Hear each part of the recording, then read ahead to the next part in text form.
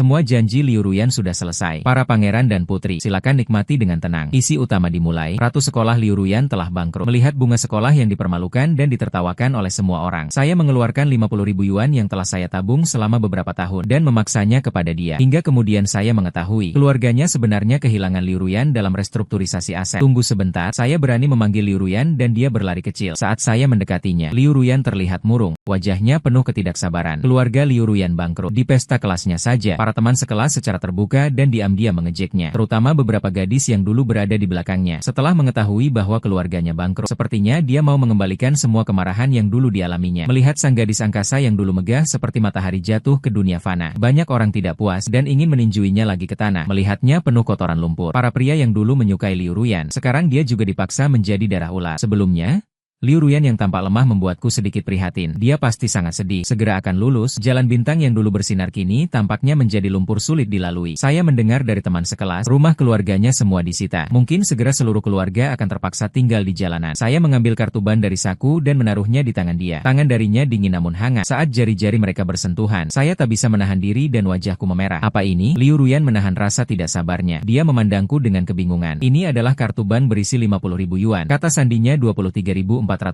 yuan tidak banyak. Namun ini adalah ungkapan perhatianku. Liu Ruyan, teman, aku yakin kamu pasti bisa melewati kesulitan ini. Saat ini, Liu Ruyan menatapku dengan takjub. Dalam matanya ada kebingungan yang tidak terjawab. Terlena, aku menarik napas dalam-dalam dan maju memeluknya. Ketika merasa sedih, sebuah pelukan yang menguat sangat dapat menenangkan seseorang. Aku memegang pinggangnya dengan satu tangan, dan satu tangan lagi memeluk punggungnya. Kesulitan yang tidak penting akan selalu berlalu. Tampak sangat gugup. Tubuhnya tegang, lebih tegang lagi. Saya akan memanggil polisi. Saya akan terus mendorongnya. Saat saya di SMA, keluarga juga bangkrut. Kami pindah dari kawasan villa ke pinggiran kota. Semua anggota keluarga menumpuk di satu ruang. Masih belum seperti rumah sebelumnya yang sebesar Thailand. Rumah menjadi kecil. Jarak antar orang juga semakin dekat. Ayah dan ibu dulu sangat kuat. Sekarang tidak punya uang. Namun hubungan mereka malah baik. Jika nanti kamu mengalami kesulitan, kamu juga bisa menghubungi saya. Meskipun saya tidak banyak uang, tapi saya akan berusaha sekuat tenaga membantu kamu. Akhirnya, saya menunduk dengan tegas memandangnya yang sedang basah di bawah hujan. Jadi saya ingin memberinya?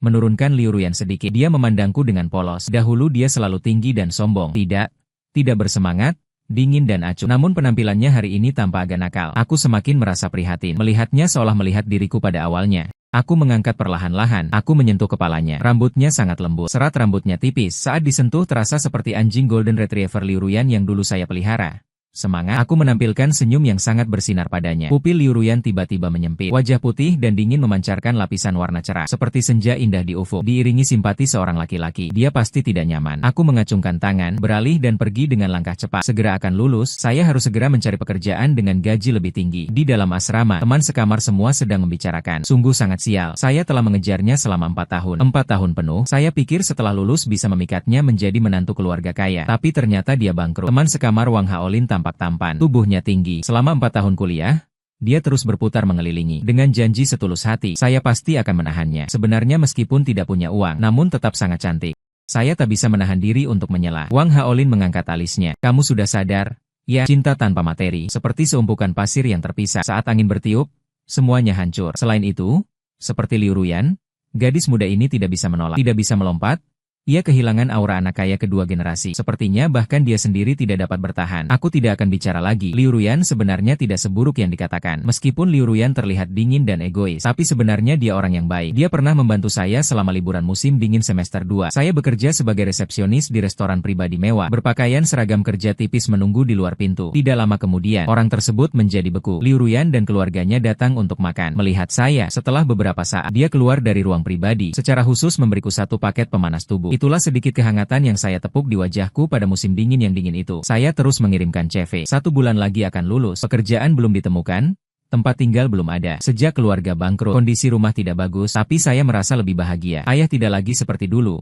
Sering pergi keluar rumah. Ibu juga tidak lagi bermain mahjong setiap hari. Sekarang keluarga semua berusaha menghasilkan uang. Sudah berpindah dari area pusat kota ke kompleks perumahan tua di selatan kota. Rumahnya tidak besar. Kamar 2 kecil berukuran 60 meter persegi. Kami menjadi keluarga 3 orang yang paling biasa saja. Mengingat orang tua di kota sebelah, saya merasa penuh semangat. Apakah kamu sudah menemukan pekerjaan? Saat sedang mengirimkan CV, aku menerima WeChat dari Liu Ruyan. Dia juga mengirimkan saya tautan lowongan kerja. Itu perusahaan yang sangat terkenal di sini. Tunjangan dan fasilitasnya semua bagus. Tentu persaingan juga besar. Perusahaan ini cukup baik. Kamu bisa mencoba melamar. Orang Liu Ruyan memang sangat baik. Dia bahkan sudah tidak sempat merawat dirinya sendiri. Ketika melihat pekerjaan bagus, dia juga akan meneruskannya kepada saya. Saya sedikit terharu, tetapi perusahaan ini menuntut standar tinggi. Harapan saya di sini sangat tipis. Namun karena ini dikirim oleh Liu Ruyan, saya tetap memutuskan untuk mencoba. Selamat Bapak Ti, Anda telah diterima. Kapan paling cepat bisa datang bekerja? Saya melihat wajah manajer HR yang penuh semangat. Rasanya dunia ini sangat ajaib. Gaji bulanan 20K dengan 2 hari libur, 10 bintang 5. Saya sedang melamar posisi asisten manajer departemen pemasaran. Mengapa ada gaji yang begitu absurd? Setelah menandatangani kontrak, manajer HR baru saja mengeluarkan perjanjian kerahasiaan. Menyatakan bahwa gaji karyawan internal semuanya bersifat rahasia. Tidak boleh dibicarakan secara sembarangan. Saya keluar dari kantor dengan bingung. Merasa seperti ada pai yang jatuh dari langit, tiba-tiba menabrak kepalaku. Pai itu belum selesai jatuh. Pialang properti menelepon saya, mengatakan ada rumah yang sangat cocok. Persyaratan sewa sangat tinggi, maka harganya sangat murah. Melihat 2 kamar tidur dan ruang tamu yang dirancang indah di depan mata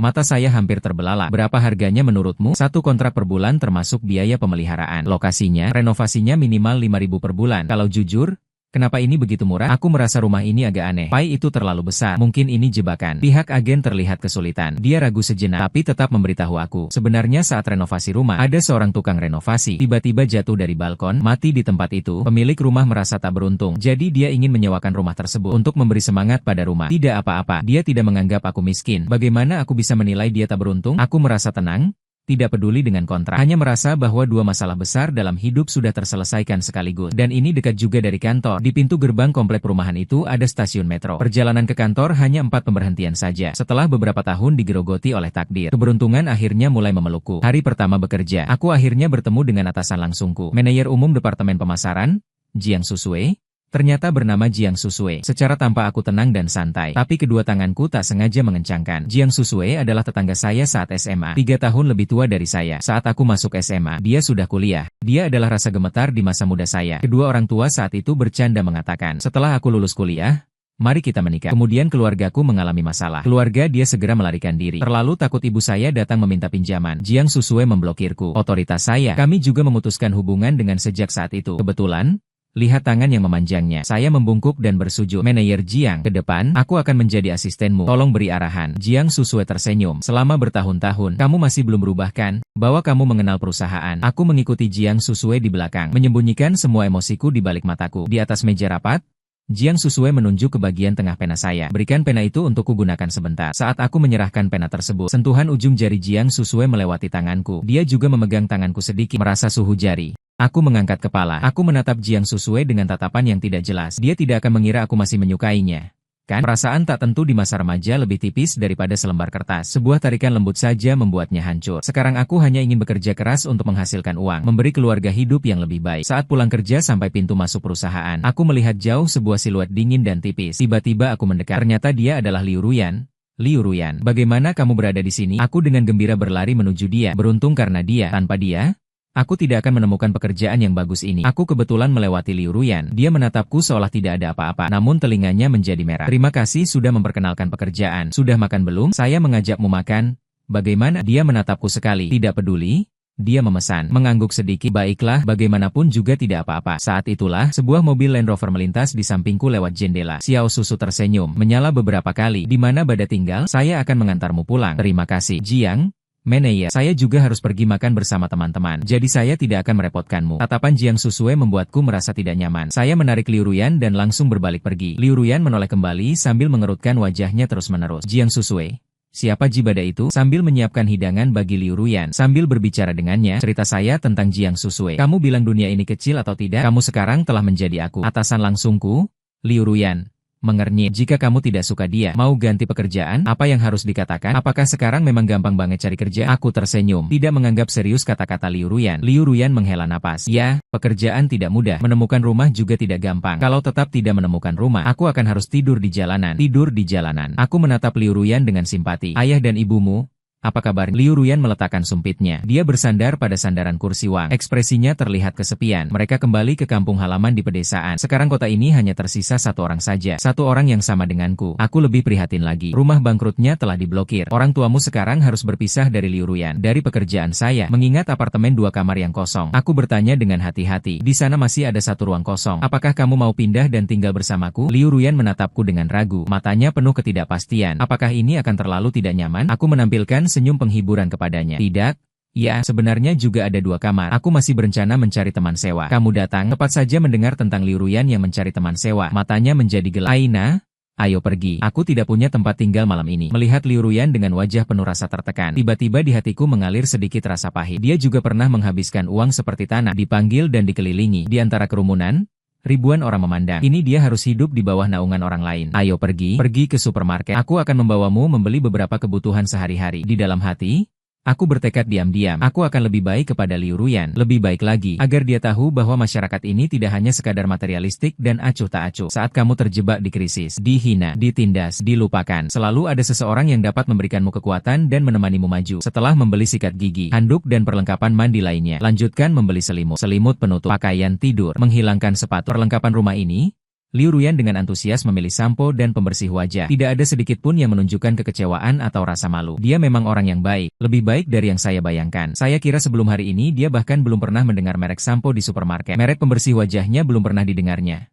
Kan, dalam situasi sulit ini, dia juga tidak menyalahkan diri sendiri. Saya semakin mengagumi Liu Ruyan. Ingat ketika rumahnya bangkrut, kainku, yang dulu berharga ribuan per potong, berubah menjadi barang dagang di pasar loa. Aku masih kesulitan. Sudah lama berlalu. Setelah selesai berbelanja, aku menyembunyikan diri di kamar dan menangis. Merasa hidupku juga seperti pakaian-pakaian itu. Dari merek ternama menjadi barang dagang pasar loa. Sandalnya berwarna apa? Yang putih? Aku juga beli satu putih dari. Memegang sepasang sandal plastik diskon. Mataku bersinar dan semangat menari. Umumnya orang yang membeli juga hanya begitu saja. Ya, aku tak bisa menahan tawa. Selamat datang di dunia saya. Setelah bersih-bersih kamar bersama, setelah membawa barang-barangnya, sudah larut malam. Bersarang di sofa, perutnya mengeluarkan suara gu-gu-gu. Wajahnya sedikit merah. Dia berpura-pura tenang sambil menatapku. Malamnya belum kenyang. Aku tertawa kecil. Di masa lalu, dia dianggap tidak dapat dijangkau. Liu Ruyan yang dingin. Jadi ia mudah memerah wajah. Tunggu saja. Saya akan memasak sepotong mie untukmu. Aku berbalik dan pergi. Pergi ke dapur. Dapur memiliki pintu kaca lantai yang dapat memantulkan bayangan orang dalam kabut seperti cermin. Seolah melihat Liu Ruyan mengayunkan tinju dengan semangat. Mungkin sedang memukul nyamuk. Kan, tampaknya aku salah lihat. Di dalam kulkas masih ada susu sisa dari kemarin yang dipotong-potong. Beraroma harum. Kemudian menumis satu telur mata sapi keemasan. Satu mangkuk mie susu panggang sederhana sudah jadi. Duduk di depan meja. Dia menganggur dan tidak makan. Hanya dikukus begitu saja. Menuangkan air panas dan menatap mie di depannya. Uap hangat mengelilingi. Wajah dinginnya yang terangkat terlihat seperti mimpi di tengah kabut. Ada apa? Makan selagi masih panas. Melalui kabut senja yang buram. Mengangkat mata dan menatap dengan serius. Di bawah pandangannya, wajahku mulai memanas, menjadi panas, matanya pun mulai menghindar. Kenapa kau menatapku begitu tajam? Membuat orang merasa canggung. Satu gigitan demi satu, ia makan mie dengan serius dan hati-hati. Ekspresi di wajah hampir dapat dianggap sebagai prospek masa depan. Seolah apa yang dia makan, bukan mie instan satu kantong berharga beberapa yuan di supermarket, melainkan hidangan lezat yang mahal di restoran Michelin. Saya menarik dagu sambil menatap Liu Ruyan. Ruang yang tadinya sepi, karena kehadirannya, menjadi ramai dan penuh dengan nuansa kehidupan sehari-hari. Waktu berjalan tenang. Hanya begitu saja. Keesokan harinya ketika bangun untuk bekerja, pintu kamar Liu Ruyan masih tertutup. Saya membuat sandwich sederhana. Lalu, saya meletakkan susu di meja makan dan langsung pergi bekerja. Hari-hari dengan kehadiran seseorang. Meski sibuk,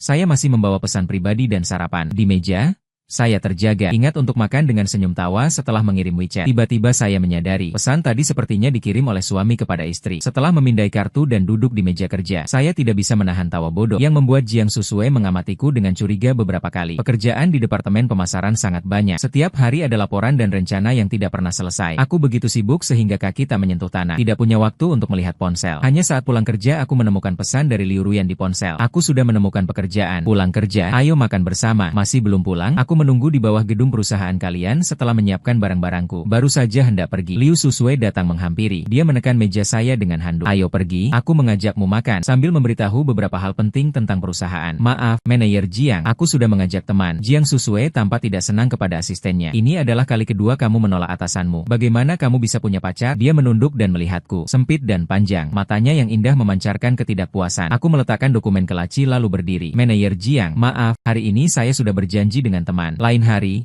ya, tatapan Liu Susue begitu jujur namun penuh penghinaan, membuatku merasa tidak nyaman. Upah pekerjaan ini bagi saya sangat berharga. Aku tidak ingin kehilangan. Aku juga tidak ingin memiliki hubungan apapun dengan Jiang Susue selain pekerjaan. Saat buru-buru turun ke lantai bawah, Liu Ruyan sudah menunggu di pintu. Melihat bayangannya yang kesepian, aku merapikan rambut, lalu memperlambat langkahku. Langkah perlahan menuju dia. Sudah lama menunggu.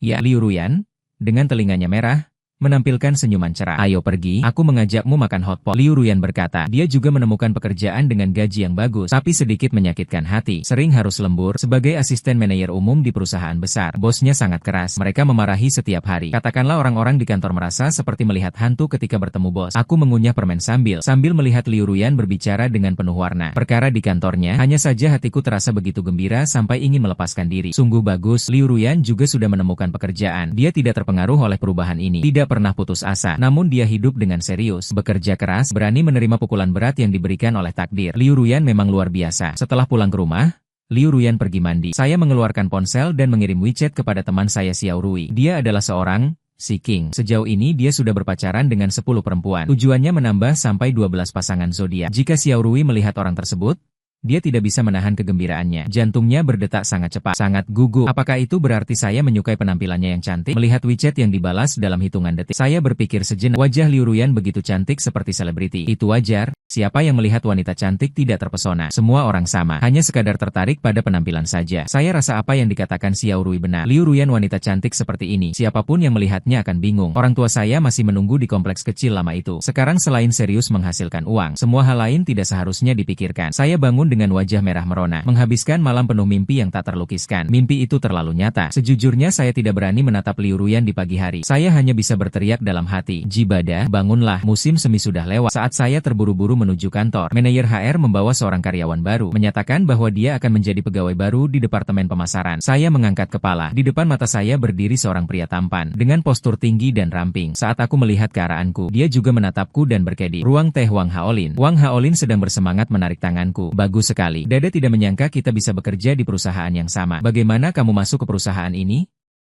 Perusahaan ini sangat sulit diakses. Aku masih pacarku. Dengan memanfaatkan banyak hubungan, hanya dengan itu aku masuk. Wang Haolin tetap penuh semangat seperti biasa. Menurut dia, pacarnya mengenal putri ketua perusahaan ini, kemudian memohon bantuan, dan kamu memperkenalkannya, sehingga dia mendapatkan pacar. Wanita Wang Haolin, jam di pergelangan tangannya, wajahnya penuh rasa bangga, namun kata-katanya terdengar acuh tak acuh. Dia pun tidak punya banyak uang. Jadi, di rumah ada beberapa properti, ada beberapa toko. Saya kira harta saya hanya sekitar puluhan juta. Namun bagi saya masih cukup murah hati. Saya menutup mulut dan tersenyum. Wang Haolin dulu sering bilang ingin menjadi menantu keluarga kaya. Dan hasilnya benar saja, ia menjadi menantu keluarga kaya. Saat pulang kerja, Liu Ruyan lagi menunggu di pintu. Saya segera maju. Wang Haolin juga kemudian datang kepada Liu Ruyan. Melihat Liu Ruyan dan saya, Wang Haolin terkejut besar. Dia buru-buru menatap kalian, lalu memandang Liu Ruyan, kemudian menatap saya, lalu dia melompat maju dengan cepat, menarik saya, kemudian berjalan ke satu sisi dan menekan. Apakah kamu dan Liu Ruyan sudah bersama? Dia dengan cemas berbisik kepada saya. Kamu tidak boleh terpesona oleh keindahan itu. Liu Ruyan sangat cantik. Betul, setelah berkata, Wang Haolin juga menoleh dan melihat Liu Ruyan 2 kali. Kemudian dia kembali sadar. Dia menghela napas dengan wajah penuh penyesalan kepada saya. Saya akui, sulit menolak wanita dengan tampilan seperti ini. Tapi keluarganya bangkrut, pasti masih memiliki hutang. Berapa lama saya harus berusaha supaya dapat membayar hutangnya? Saya tidak tahu apakah harus menangis atau tertawa. Saya menepuk tangannya. Bagaimana ini berhubungan dengan susu? Tanpa keluarga Liu Ruyan? Bukankah mereka sedang mengalami kesulitan? Tidak ada tempat tinggal. Kita sekarang hanya sekadar sewa bersama. Sewa bersama Wang Haolin. Menghirup napas dingin. Wanita tunggal? Pria tak berpasangan. Semangat darahnya masih pekat. Kayu kering dan api liar menimbulkan masalah. Kalau dia bersandar padamu, apa yang harus dilakukan? Aku mengintip ke belakang, melihat Liu Ruyan sudah sabar dan mengernyit. Wang Haolin Liu Qi berkata, Liu Xiang akan ngobrol lagi denganmu nanti. Aku berlari kecil menuju depan Liu Ruyan, menundukkan kepala. Alisnya yang tegang seketika saja terlepas. Kamu kenapa datang? Ayo belanja sayur. Mau makan apa? Aku akan membuat beberapa hidangan andalan untukmu. Liu Ruyan dengan senyum bodoh di wajahnya menatapku. Pupil hitam berkilau memancar di bawah cahaya matahari senja. Semua yang kamu buat aku suka makan. Suara hati yang dingin membawa sedikit keheningan. Lembut dan tersenyum. Wajahku tiba-tiba menjadi merah. Jantungnya kembali berdebar tidak terkendali. Dia baru-baru ini bicara aneh-aneh sampai dia datang ke pasar sayur dan berdiri di depan sebuah gerobak. Pemiliknya adalah seorang pria parubaya sekitar 50-an. Melihat kami menyapa dengan sangat antusias. Pasangan suami istri yang tampan dan cantik. Memang cocok satu sama lain. Apa yang kalian beli? Saya beri diskon 20. Aku memerah wajah dan mengacungkan tangan. Kita suami istri, kita teman. Saat itulah, di sebelah, seorang ibu menggerakkan truk penuh seafood yang lewat dan hampir menabrak saya. Aku menarikku, tergelincir, hampir terjatuh. Dengan sadar, dia memeluk. Mata saling bertemu. Keduanya wajahnya merah gemetar. Betapa manisnya. Pandangan kalian memikat. Bukan sekadar cinta biasa. Ini cinta sejati. Saya cepat-cepat memisahkan. Aku panik sehingga tangan dan kakinya tidak tahu kemana meletakkan sayuran. Paman-paman di sana memanggil paman-paman. Kalian semua terlihat. Paman ini baik dan kalian berdua sama-sama terlambat. Aku dan Liu Ruyan makan di meja dengan tenang. Keduanya diam tanpa kata. Aku memegang sumpit. memasukkan telur dadar tomat ke dalam mangkuk. Hampir gagal, menghasilkan asap, membuatnya menoleh. Aku panik dan buru-buru menunduk. Karena terlalu gugup, aku tersedak. Haa. Liu Ruyan datang dengan cemas, menepuk punggungku, dan menyerahkan segelas air. Jibada, apakah kamu baik-baik saja? Air mataku mengalir saat saya batuk. Saya meminum 2 tegukan air. Baru saja hendak bilang tidak apa-apa.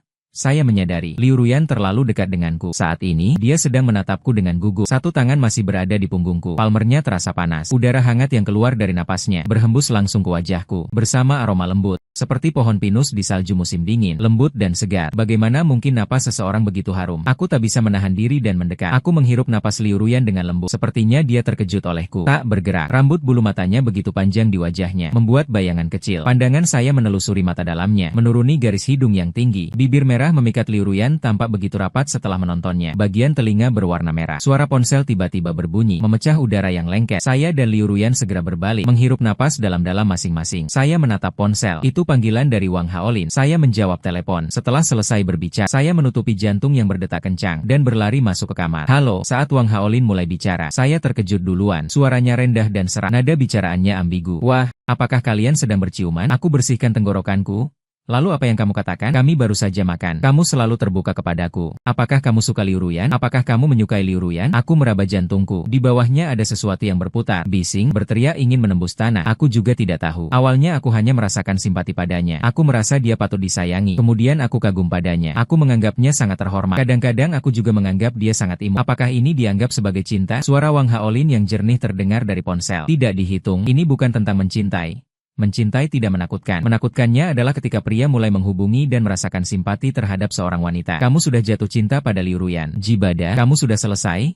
Kamu telah jatuh cinta. Aku keluar dari kamar dengan kebingungan. Dengan wajah merah, aku duduk di kursi. Lanjut makan. Liu Ruyan sudah tidak berada di kamar. Sepertinya dia pergi karena suatu urusan. Seperti zombie yang berjalan. Setelah selesai makan, bersihkan dan keluar dari kamar. Seluruh pikiranku dipenuhi kata-kata Wang Haolin tentang kamu jatuh cinta. Saat itu, pesan Liu Ruyan datang. Jibada, ada sedikit masalah di rumahku. Aku tidak akan pulang hari ini. Tidak perlu menungguku lagi. Aku menutup pintu dengan rasa kecewa. Juga tidak tahu apa yang terjadi di rumah Liu Ruyan. Keesokan harinya, dengan 2 lingkaran hitam besar di mata, saya datang ke perusahaan. Namun diberitahu bahwa harus pergi ke timur laut untuk perjalanan dinas selama 1 minggu. Kalian pulang ke rumah, kemasi barang-barangmu. Pesawat jam 11 siang.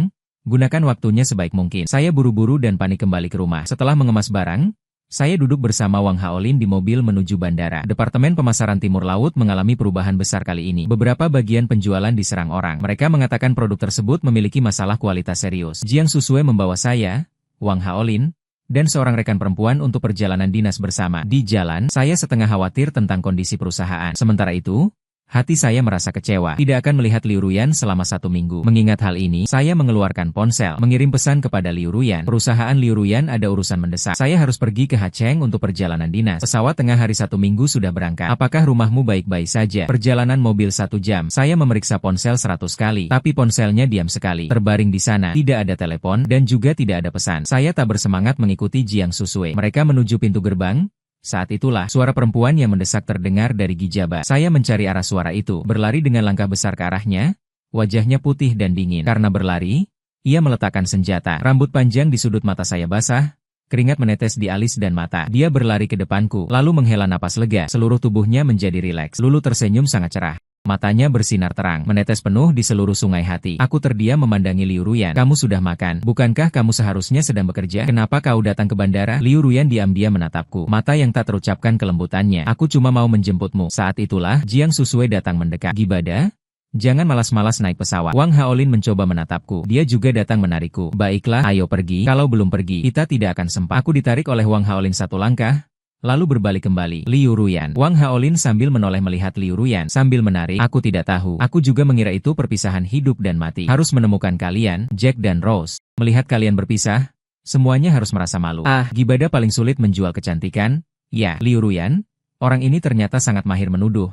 Meskipun kau sadar itu jebakan, juga harus melompat. Tak tahan, sungguh tak tahan. Jika dia dulu menatapku dengan tatapan seperti itu, aku bahkan bisa beli kecap. Di pesawat, Wang Haolin duduk di sampingku, berbalik-balik seperti memanggang pankek. Dia terus mengulang-ulang di mulutnya. Aku tidak tahu harus tertawa atau menangis sambil menatap apakah dia akan menonton drama. Menontonnya terlalu terlibat. Lebih bersemangat daripada aku sendiri sebagai orang yang terlibat. Saat bersiap mengikat sabuk pengaman, datang. Dan Wang Haolin menukar tempat duduk. Ruang yang lapang tiba-tiba menjadi penuh sesak. Saya menutup mata dan pura-pura tidur. Suara Jiang Susue di telingaku mengingatkan saya pada pacar. Kabar bahwa rumahnya masih kebangkrutan. Jibada sudah begitu lama. Kamu tetap begitu naif. Manajer Jiang, ini urusan pribadi saya. Sepertinya tidak ada hubungannya denganmu. Posisi asisten Anda hanya 7-8 ribu. Gaji sudah cukup sulit untuk hidup sendiri. Bagaimana masih mengira bisa menanggung seorang wanita? Saya menoleh tanpa berkata. Namun hati saya penuh kebingungan. 7-8 ribu. Gaji saya jelas. Mengapa Jiang Susue mengatakan 7-8 ribu? Musim panas di timur laut tidak sepanas di selatan. Hati saya terbelah menjadi dua. Setengahnya sedang bekerja. Satu setengah sudah terbang menempel pada tubuh. Melihat mata saya semakin tidak puas. Setelah dia mengatakannya lagi, saya menahan semua emosi dan sepenuhnya terlibat dalam pekerjaan. Setelah beberapa hari bekerja lembur yang sibuk, akhirnya masalah terselesaikan dengan memuaskan. Membawa kami makan pesta perayaan. Di meja makan,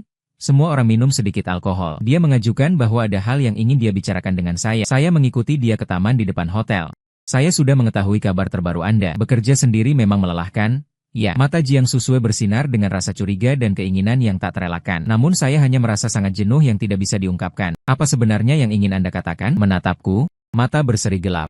Tidak lama setelah kejadian di rumah Anda, saat saya baru saja lulus, rumah tangga saya juga bangkrut. Kemudian saya ingin mencari kamu. Namun saya terlalu sibuk. Setelah melewati perjuangan, menjadi stabil kembali. Sudah banyak berubah. Saya sudah lama tidak mendengar kabar darimu. Hingga sekarang saya bertemu lagi denganmu. Saya baru menyadari, saya belum pernah melupakanmu. Saya bisa memberimu kehidupan yang lebih baik. Bisa membeli rumah untukmu di kota ini. Kamu bahkan tidak perlu bekerja lagi. Melihat wajah yang familiar namun asing ini, perasaan dulu sudah hilang seiring berjalannya waktu. Di sungai, jiwa saya sekarang hanya ada satu orang dalam pikiran saya, yaitu saya sudah punya pacar. Saya sangat mencintainya. Manajer Jiang, aku tidak enak. Aku akan pulang dulu untuk istirahat. Di belakang terdengar panggilan Jiang Susue yang tak mau menyerah. Jibada, kau akan menyesal. Aku menunggumu kembali. Saat aku menarik tubuh lelahku turun dari pesawat di tempat penjemputan, aku melihat seorang pria berpakaian modis. Melihatku bersama Wang Haolin, matanya menjadi gelap, terutama ketika melihatku. Jelas terasa dia terkejut. Sayang, itulah sekutumu yang handal. Karena kita bertemu secara tak terduga. Bagaimana kalau kamu mengajak bersama ke pesta makan malam sebagai penghargaan bagi bawahannya? Melihat ekspresi canggung Jiang Susue, aku terkejut dan paham. Jadi dia sudah menikah. Hehe, saya pikir dia ingin mengejar saya. Ternyata dia hanya ingin menjadikan saya pacar palsu. Wang Haolin mengangkat mata menolak. Manajer Jiang tetap tidak akan mengganggu. Kan, ketua perusahaan kalian adalah pamanku. Apa yang dibicarakan di perusahaan ini hari ini lebih berguna dibandingkan manajer Jiang kalian. Lelaki ini mengangkat alisnya. Zhang hari ini menatap saya dan Wang Haolin. Aduh, tuan ini, maka lebih baik tunduk daripada bersikap sopan. Melihat pergantian wajah lebih cepat daripada mengganti pakaian. Wang Haolin, saya secara diam-diam mengagumi. Nama saya Deng Chenyang. Deng Chenyang dengan sombongnya menundukkan kepala, menarik tangan Jiang Susue dan pergi. Namun tidak lupa berbalik menyapa. Mari kita ikut, malam ini akan membawa kalian melihat dunia. Wang Haolin dan saya duduk di taksi, mengikuti Jiang Susue. Mobil mereka dulu mengira Jiang Susue adalah wanita tangguh. Ternyata semua tergantung pada nepotisme. Deng Chenyang ini sedang menunjukkan kekuatannya kepada kita. Ingin membuat kita melihat selisih antara kedua belah pihak. Menyerah ketika sulit. Wang Haolin berdiri di samping sambil berbicara terus-menerus kepada saya. Saya tidak fokus. Mengeluarkan ponsel. Ternyata Liu Ruyan mengirimkan pesan kepadaku. Maaf, tidak dapat datang ke bandara menjemputmu. Ada beberapa urusan di kantor malam ini. Saya harus mengambil beberapa kembali. Menunggu kamu pulang. Aku punya hadiah untukmu. Liu Ruyan, apakah dia akan mengungkapkan perasaannya padaku malam ini? Jika dia tidak mengungkapkannya kepada saya, sebenarnya mengungkapkan perasaan terlebih dahulu juga tidak masalah. Saya menempelkan ponsel di dada saya. Aku hanya merasakan cinta yang mengalir deras dari hatiku. Wang Haolin menatapku sambil tersenyum canggung. Dia mengucapkan dengan nada tajam, Jibada, sudahkah kamu memikirkannya? Meskipun Liu Ruyan cantik, tapi bergantung pada gaji kerja kalian. Membeli rumah, membeli mobil, hidup ini sudah begitu saja. Rumah mewah apapun, mobil mewah, barang mewah tidak ada hubungannya denganmu. Aku sebenarnya tidak membutuhkan barang-barang itu. Berjuang bersama dua orang juga bagus. Bersama menahan badai tanpa rasa cemas. Hari-harinya sulit dilalui. Cintamu lebih bijaksana saja. Matamu, Wang Haolin, setengahnya penuh iri terhadap kemegahan dekorasi rumah Deng Chenyang di kawasan villa. Dia memimpin kami seperti menampilkan demonstrasi dan mengajak kami melihat-lihat sebentar. Minta pelayan membawa kami ke kamar tamu untuk berganti pakaian. Dia bilang sudah menyiapkan pakaian resmi bagi kami. Melihat kamar yang mewah, mata Wang Haolin berwarna merah karena iri. Wah, Jiang Susue, ini masuk ke keluarga kaya. Loh, bagaimana mereka begitu pandai menemukan suami? Matanya sungguh memikat. Saya teringat kata-kata Jiang Susue tadi malam. Jadi dia berencana memakai uang suaminya untuk menolong pacarnya yang muda. Sungguh menjijikan. Deng Chenyang meminta seseorang membawa saya sendiri ke kamarnya. Dia bilang ada yang ingin dia sampaikan. Kamu adalah kekasih pertama Jiang Susue. Melihat wajahnya yang tidak bersahabat, aku terlihat seperti bertanya-tanya. Jangan pura-pura. Di rumah Jiang Susue, Aku pernah melihat foto SMA MU. Dia menyimpannya dengan baik. Tuan Deng, entah kau percaya atau tidak, kita hanya tetangga. Selain itu sejak aku pindah, kami sudah tidak berhubungan lagi. Sebelumnya tidak terjadi apa-apa. Begitu juga setelahnya. Dan bahkan tidak akan terjadi apapun. Aku menatap Deng Cenyang dengan serius, mengucapkan satu persatu kata. Dia memandangku dari atas ke bawah. Di dalam matanya terlihat sekilas cemburu yang lewat. Mulai dari besok, aku berharap tidak melihatmu di sini. Dan kini aku semakin mengerti kenapa Wang Haolin menajamkan kepalanya untuk memanjat ke atas. Usaha orang miskin seperti gelembung, melihatnya indah seperti mimpi. Tapi ketika orang kaya menyentuhnya sekali, ia pecah. Aku menghela napas, berdiri dan menatap Deng Cenyang. Tuan Deng, sekarang aku bisa pergi. Itu tidak boleh. Kamu harus tetap di sini untuk menghadiri pesta malam. Malam ini saya juga mau menunjukkan sesuatu kepada kamu. Apa sih maksud?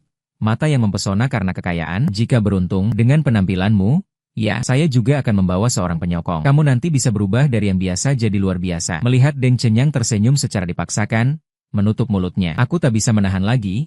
Jadi aku berjalan ke gerbang utama. Jika kamu pergi sekarang, besok kita akan keluar bersamanya Wang Haolin. Di belakang terdengar seorang pria yang acuh tak acuh, dengan nada ringan, namun membawa otoritas yang tidak dapat dipertanyakan. Mengingat Wang Haolin yang semangat ketika dia bilang betapa sulitnya masuk ke perusahaan ini. Saya meneguk jempol lalu melepaskannya. Aku akan ganti pakaian. Besok saya akan menyerahkan surat pengunduran diri. Semua sesuai keinginan Pak Deng. Di dalam kamar hotel, Wang Haolin masih gembira-gembira memilih pakaian. Deng Cenyang mengirimkan 2 setelan jas. Kamu suka yang putih ini atau yang hitam? Hitamnya tampan, putihnya mewah. Bagaimana kalau kita semua coba dulu? Kamu tidak akan merasa tidak senang? Dia membawa kami ke sini, tapi dia tidak punya niat baik. Saya melihat Wang Hao yang antusias. Lin tak bisa menahan diri untuk bertanya, tidak senang apa? Jika dia mau memamerkan kemakmuran, biarkan saja dia memamerkannya. Bahan makanan di pesta malam pasti sangat mewah. Saya hanya ingin memamerkan daging untuk dimakan. Jika ini membuat saya harus menghabiskan uang membeli tiket seharga 18.001, sekarang bisa bermain gratis? Tidak senang apa? Wang Haolin sekarang sudah mengganti setelan jas hitam. Dia terpesona berputar-putar di depan cermin. Betapa pria tampan yang luar biasa. Saya juga tidak bisa menahan tawa. Malam perjamuan diadakan di sebuah klub pribadi mewah yang terletak di salah satu tempat wisata terkenal kami. Berada dalam suasana tenang seperti seorang yogi yang tersembunyi dari dunia. Sesampainya di ruang perjamuan, Wang Haolin matanya langsung menatap, dengan gigih memegang tangan saya. Astaga, banyak wanita cantik yang tidak sesuai. Banyak perempuan kaya. Selesai. Pasangannya terlalu cepat ya. Cheng yang berdiri di samping dengan ekspresi sombong. Malam ini pasti ada jutawan. Hanya mereka dengan aset yang tidak terbalik yang berhak masuk. Kalian berdua saya bawa masuk. Semua harus mengikuti saya. Jangan membuat saya malu. Deng Cenyang menoleh ke arah kami sekilas. Dia berbalik dan pergi. Lampu neon bersinar.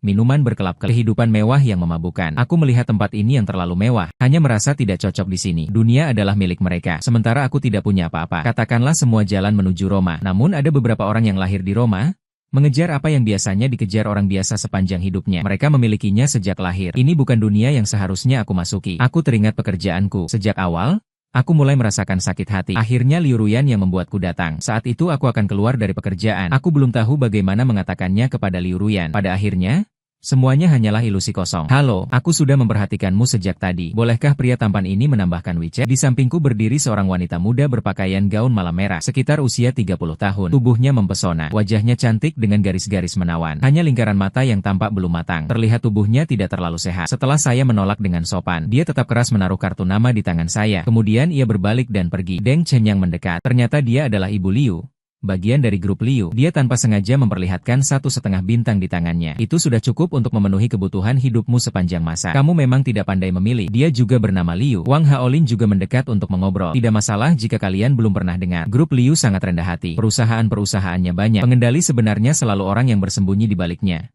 Itulah keluarga kaya sejati. Jika dijumlahkan semua kekayaan mereka di sini, mungkin masih belum cukup. Di keluarga Liu, tidak ada yang jelas tentang seberapa besar bisnis mereka. Wang Haolin membuka mulut terkejut. Wah, itu saja tipe konglomerat seperti dalam drama Korea. Deng Cenyang mengangguk dengan sombong. Kira-kira begitu. Malam ini, Miss kedua dari grup Liu juga akan datang untuk melihat. Kalian beruntung bisa menyaksikan apa yang dimaksud dengan putri angkasa sejati. Saat itulah, di pintu masuk terdengar keributan. Sekelompok pria berpakaian hitam menggendong seorang wanita muda. Mereka berjalan dengan langkah megah. Miss kedua keluarga Liu datang. Suara Deng Cenyang terdengar sedikit bersemangat. Aku dan Wang Haolin menatap dengan serius. Wanita di depan kami mengenakan gaun hitam. Tubuhnya ramping, fitur wajah yang indah, berjalan dengan santai, namun memancarkan aura yang tak tertandingi. Saya belum pernah melihat Liu Ruyan secerah ini. Dia berdiri di sana. Wajahnya tampak seperti kebosanan tak terelakkan yang biasa saya lihat sebelumnya. Namun seolah membawa lampu sorot sendiri. Keindahannya begitu memukau sehingga orang-orang yang tidak menutup matanya bersaing untuk mendekat. Ekspresi semua orang dipenuhi rasa memuji, dengan rasa kagum, dengan cemburu. Wang Haolin di samping Liu Ruyan mengeluarkan teriakan. Suara pria itu tinggi dan tajam. Semua orang mendengar suara tersebut dan menatap ke arah kami. Saya hanya diam-diam memandang Liu Ruyan. Cahaya dia bersinar seperti matahari terbit yang naik di timur. Di antara kami ada banyak orang, seperti terpisah oleh sebuah galaksi lengkap. Itulah hukuman langit yang tak pernah bisa saya lewati. Jembatan besar yang tidak akan pernah saya lewati sampai mati. Ekspresi Liu Ruyan berubah seketika. Wajah yang tak terikat menunjukkan kebingungan dan ketegangan. Saya mundur satu langkah, kemudian berbalik dan lari ke Jibada. Liu Ruyan 3 atau 2 langkah berhasil mengejar saya. Dia menarik lengan saya menutupinya. Kemudian kedua tangan memegang bahu saya dengan kuat. Jibada menjelaskan dengan cemas. Dengar penjelasan saya. Setelah penonton sadar kembali, suara gaduh mengisi udara. Kebisingan seolah ingin menenggelamkan atap. Di samping saya, Wang Haolin dan Deng Chen Yang Deng dan membuka mulut mereka. Terkejut sekali, membuat mereka melupakan ekspresi dan menatap saya. Matanya merah. Ia mengangkat kepala, pikiran berputar, sewa rumah murah 1.000 yuan, 20.000 yang absurd, bulan bintang dan berbagai hal aneh lainnya. Ini semuanya telah mendapatkan penjelasan yang masuk akal. Suaramu belum selesai, air mata sudah mengalir merah, di dalam hati terasa pahit dan tajam. 7/10 penuh kemarahan, namun juga membawa 3/10 rasa kehilangan dan 3/10 kebahagiaan karena marah. Menipu aku? Beruntung keluarga tidak bangkrut, dia masih memiliki masa depan yang gemilang. Rasa kehilangan, semua ini singkat, akhirnya sulit. Masa depan saya dan tidak mungkin terjadi. Menatapku dengan cemas, matanya menunjukkan keinginan mendesak dan memohon jangan pergi. Dengarkan penjelasanku. Baiklah, aku mengangkat wajah sambil menangis dan berkata satu persatu, melepaskan mata dan juga menjadi merah. Dia ragu-ragu berkali-kali. Akhirnya, dia melepaskan tangannya. Aku menolak dia dan berjalan menuju pintu gerbang. Orang-orang berbisik kepada saya, namun mereka secara sukarela memberi jalan. Hati terasa berdetak-detak sakit. Cinta saya belum dimiliki. Sudah hilang. Aku hanya memeluk bulan sekilas. Sekarang dia kembali ke langit bintang kesayangannya. Air mata akhirnya tidak dapat menahan, mengalir dalam tetesan besar. Kerumunan yang tenang tiba-tiba menjadi gaduh kembali. Aku belum sempat bereaksi. Tiba-tiba aku merasakan seseorang memelukku dari belakang. Liu Ruyan menggenggam leherku, menyentuh dengan ciuman mendesak, seperti seorang pelancong kering di gurun. Akhirnya bertemu hujan deras. Ciuman Liu Ruyan hangat dan memecahkan. Dengan tekad tak tergoyahkan dan keinginan menelan saya dalam perutnya. Aku bergetar di pelukan dia. Hati yang hening mulai berdetak kencang. Perasaan tak jelas asalnya. Namun begitu dalam memikirkan ini, bila tidak disentuh, cukup saja. Begitu disentuh, akan seperti banjir yang dibuka pintunya. Sungguh tidak dapat dihentikan. Aku memeluk pinggang Liu Ruyan. Aku menahannya dengan kuat ke dalam pelukanku. Saat ini, semua rasionalitas dan perhitungan menghilang seperti asap. Aku hanya ingin mencium pasangan cintaku dengan sepenuh hati. Di antara kerumunan terdengar derai tangisan bergantian. Suara yang jernih terdengar. Tak tahu siapa yang tersalah. Memecahkan gelas di tangannya, membangunkanku dan Liu Ruyan yang terbenam. Melihat kerumunan orang yang menonton, aku malu. Wajahku memerah. Tak sangka ciuman pertama saya begitu menjadi sorotan semua orang. Liu Ruyan menarik tangan saya. Dia berjalan dengan langkah besar menuju pintu utama. Saya dan dia melangkah maju. Dari sudut pandang saya masih bisa melihat wajah Wang Haolin yang penuh semangat. Liu Ruyan membawa saya naik mobil. Lalu dia menekan tubuhnya ke arah saya. Jibada, aku sangat merindukanmu. Suara-suara kecil tenggelam di sela bibir dan gigi. Saya dan Liu Ruyan hampir terus mencium satu sama lain saat kembali ke kamar. Setelah dia menutup pintu, dia berbalik, memandangku dengan tatapan yang tajam, yang membuatku teringat serigala jahat di padang rumput. Aku menatap wanita di depanku. Hanya saja perasaan cinta dalam hatiku mengalir keluar. Tak dapat dihentikan. Aku ingin lebih dekat dengannya, ingin memilikinya sepenuhnya. Aku menundukkan kepala dan mencium dia. Saat terbangun, sudah tengah malam. Aku bangkit dari tempat tidur, melihat Liu Ruyan yang tampak tenang saat tidur. Dia menutup mata, bulu kuncirnya tebal. Wajahnya tampak lebih lembut beberapa derajat. Aku mengusap wajahnya. Perasaan pahit hampir membuatku menangis. Kita pada akhirnya bukan orang yang sama jalannya. Televisi, novel semuanya berasal dari kenyataan. Jadi, daripada sampai akhir saling menatap satu sama lain karena tidak cocok, lebih baik melupakan satu sama lain di dunia ini. Setidaknya masih bisa memiliki kenangan manis dan indah, agar dia tidak hanya merasa jijik ketika mengenangku nanti. Aku perlahan berdiri, mengganti pakaian, menaruh kunci di atas meja makan, dengan hati-hati menutup pintu dan meninggalkan rumah. Itu pekerjaan Liu Ruyan, juga diatur oleh Liu Ruyan. Seperti saat kedatangan, aku juga pergi sendiri meninggalkan kota ini. Aku kembali ke kampung halaman. Hari-harinya berjalan sederhana dan tenang. Tempat kerja tidak jauh dari rumah. Setiap kali pulang kerja, saya dapat menikmati makanan yang dimasak orang tua. 3 orang berbagi pengalaman masing-masing hari ini, membicarakan hal-hal kecil sehari-hari. Hidup meskipun sederhana, tapi bahagia. Saya memblokir nomor telepon dan WeChat Liu Ruyan. Dia pada awalnya menggunakan ponsel Wang Haolin untuk menelepon saya dengan gila. Setelah saya menjawab beberapa kali, dia tidak lagi mengusik mencari saya. Menurut Wang Haolin, kita tiba-tiba pergi hari itu. Hal ini juga memicu kegemparan di sini. Liu Ruyan menghadapi tekanan besar dari keluarga. Itulah alasan dia kemudian menyerah mencari saya. Kan? Jadi ini cukup baik. Jembatan tetap jembatan, jalan tetap jalan. Namun saya sangat merindukan Liu Ruyan. Seolah-olah ia meledak dalam kehausan rindu. Jika ada suara perpisahan, itu pasti bersahutan. Saya menyelami pekerjaan, mengisi kekosongan hati dengan tak terhitung banyaknya tugas. Begitu saja saya sibuk selama 2 bulan. Tiba-tiba saya menerima undangan pernikahan ketua kelas universitas. Pasti harus datang ya. Saya juga mendengar kabar tentangmu dan Liu Ruyan. Ya ampun, tidak menyangka keluarga Liu Ruyan begitu hebat. Jangan khawatir, dia pasti tidak datang. Seorang pemuda kaya seperti dia dan kami bukan orang dari dunia yang sama. Wang Haolin berteriak-teriak, meminta saya pergi bersamanya. Katanya, kita sudah lama tidak bertemu. Orang tua saya menyadari bahwa suasana hati saya akhir-akhir ini buruk dan mendorong saya keluar bermain, bersantai sejenak. Saya berpikir sejenak, mengunjungi teman-teman juga tidak buruk. Aku menatap lautan bunga yang megah di depan mata. Di tengah pemandangan indah seperti mimpi ini, apakah keluarga ketua kelas Wang Haolin memenangkan lotre, menang beberapa ratus juta? Beritahukan saja dengan jujur, aku tidak cemburu. Wang Haolin juga menatap tajam, menutup mulutnya, matanya terpana. Tuhan, hanya dengan bunga-bunga ini saja? Belum cukup untuk beberapa ratus juta. Betul-betul investasi besar. Tidak tahu apa yang dia pikirkan. Dia tertawa-tawa nakal lagi. Iri hati sudah melampaui batas. Seorang ketua kelas berlari dengan semangat dan berkata, biarkan aku beristirahat malam ini dengan tenang. Kelompok pengiring pria kehilangan satu orang. Biarkan aku menjadi pengiring di pagi hari besok. Aku dan Wang Haolin berjalan-jalan di tengah lautan bunga. Melihat tak terhitung bunga-bunga segar. Merasakan aroma bunga yang memabukkan. Tidak bisa menahan rasa asam di mulut. Kepala kelas, istrinya memang menguras semua harta. Mari aturkan pernikahan ini untuknya. Saya ingat keluarganya tampak seperti keluarga kelas menengah. Itu cinta sejati.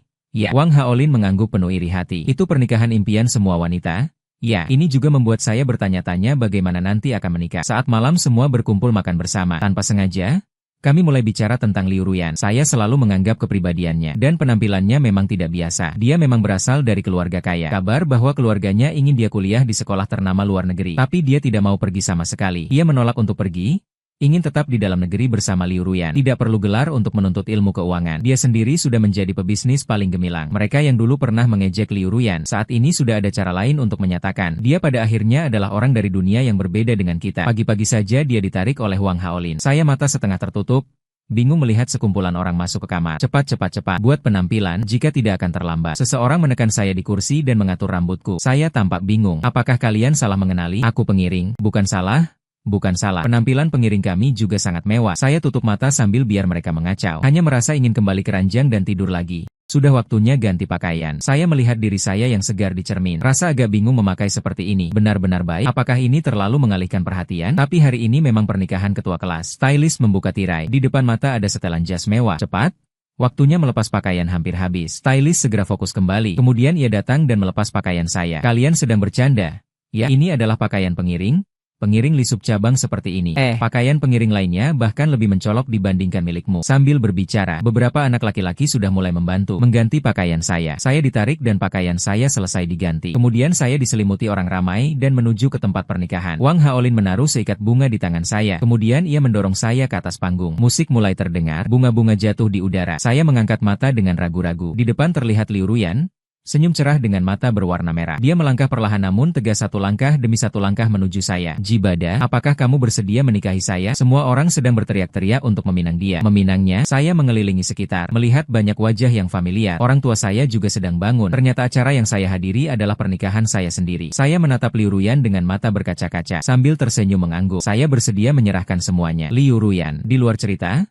Pertama kali saya memperhatikan Jibada di sebuah restoran. Dia sepertinya bekerja paruh waktu di sana. Berpakaian seragam kerja berdiri di pintu masuk. Hari itu sangat dingin. Dia kedinginan sehingga wajahnya pucat. Tiba-tiba saya memahami perasaan hancur yang dikatakan oleh para siswa laki-laki di kelas. Tiba-tiba di dalam hati saya muncul rasa tidak mau datang. Saya di ruang tertutup yang hangat tidak bisa tenang. Semua pikiranku penuh dengan wajah Jibada yang membeku sampai pucat. Kemudian saya memohon kepada front desk untuk mendapatkan warm baby dan memberikannya padanya. Ketika ia melihat saya, dia tampak terkejut dengan mata besar.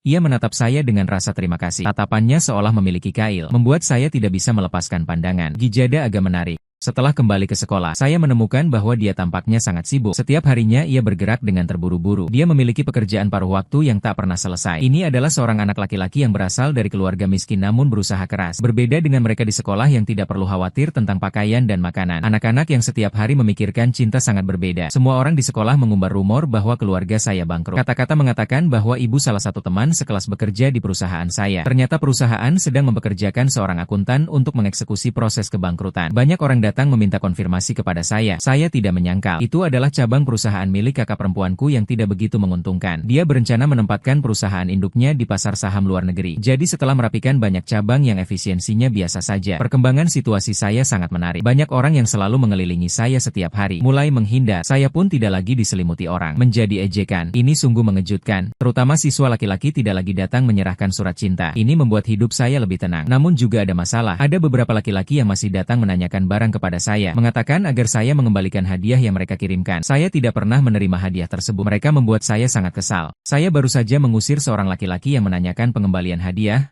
lalu bertemu dengan dia berlari kecil menuju ke depanku. Kenapa dia juga datang untuk meminta sesuatu? Dia pernah memberi saya hadiah sebelumnya. Saya tidak terlalu ingat. Jibada menyerahkan kartu bank kepadaku. Saya sudah tumbuh dewasa. Masih pertama kali ada anak laki-laki yang ingin memberiku uang. Menghabiskan 50.000 yuan. Harganya sama dengan satu pakaian. Itu semua tabungannya selama 4 tahun kuliah. Saya menatap matanya yang lembut dan tegas. Terkesima, saya lupa menolak. Jibada memelukku. Saya merasakan tubuhnya yang kuat dan berenergi membuat detak jantungku hampir melonjak setengah kali. Meskipun dia tampak kurus, ia memberi saya rasa aman yang belum pernah saya rasakan sebelumnya. Pepe. Apa yang sedang saya pikirkan? Saya bahkan tidak mendengar dengan jelas apa yang dia katakan. Dia sepertinya pelukan itu membuat saya pusing. Tidak bisa berpikir, dia akhirnya melepaskan saya. Namun dia sekali lagi membelai kepalaku dan tersenyum padaku. Saat dia mulai tertawa, saya merasa dunia penuh kegelapan. Hanya dia yang bersinar seperti kembang api liar. Bagaimana dia bisa tersenyum begitu pada seorang wanita? Saya curiga dia sedang menggoda saya, tapi saya tidak punya bukti. Keesokan harinya begitu saja menghilang dari dunia. Tidak mengirimkan pesan kepada saya. Menghubunginya lewat telepon untuk melihat postingan temannya. Dia sepertinya sibuk mencari pekerjaan, mencari rumah tinggal. Mengapa dia tidak datang kepada saya? Apakah rumah dan pekerjaan lebih penting daripada saya? Ternyata benar-benar tidak sedang bermain-main. Saya hampir merusak ponsel saya. Dia masih belum datang mencari saya. Saya mulai tiap hari merasa gelisah. Sahabat dekatku,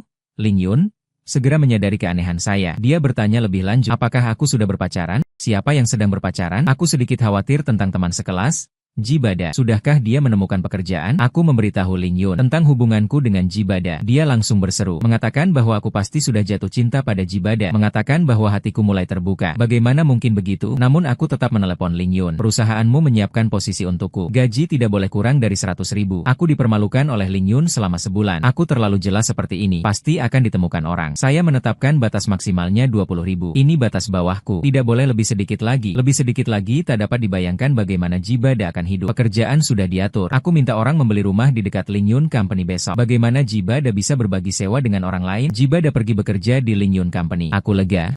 Sebenarnya tidak bisa menahan diri. Aku pergi ke Ling Yun Company menemui dia. Saat menunggu di bawah gedung, aku menyadari denyut jantungku berdebar kencang luar biasa. Pertama juga mulai berkeringat karena gugup. Aku tidak merasa normal melihat Jibada datang dengan senyum ke arahku. Akhirnya aku yakin, aku jatuh cinta pada Jibada yang paling. Benarkah dia bodoh? Dia bahkan mengatur tetangganya di sekolah menengah atas Jibada menjadi pemimpinnya. Dia berkata aku masuk ke menara air, membicarakan cinta. Namun aku tidak mau menang. Dia hanya bisa tinggal di rumah Jibada. Jibada memang orang yang baik hati. Ia akhirnya mengajakku pergi ke rumahnya dan tinggal bersama anak laki-laki yang begitu mudah ditipu. Aku harus